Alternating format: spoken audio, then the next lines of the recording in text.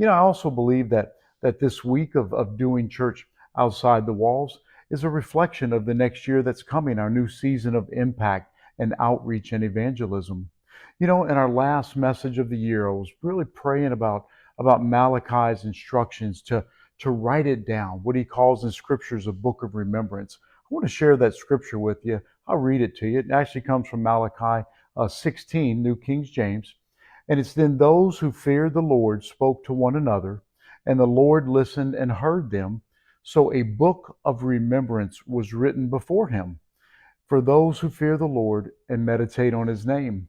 Like, what a great idea. I always think about the book of remembrance and how each of us should actually keep a tangible ledger of all the blessings of God. It's so easy to get caught up in the busyness of the year, and we think, "Oh, I'll never forget that."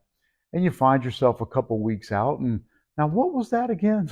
If we would make that effort to really keep an actual record, a running log of all the goodness of God, it can serve as a mechanism of faith as we move through the year, even when times begin to get a little trying.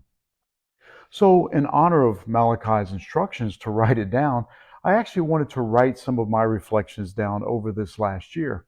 And I've got just a few points that I wanted to share with you. And really, the first is kind of reflecting on our move, our relocation to the city of Midlothian. This marks our first full year doing church in the city of Midlothian.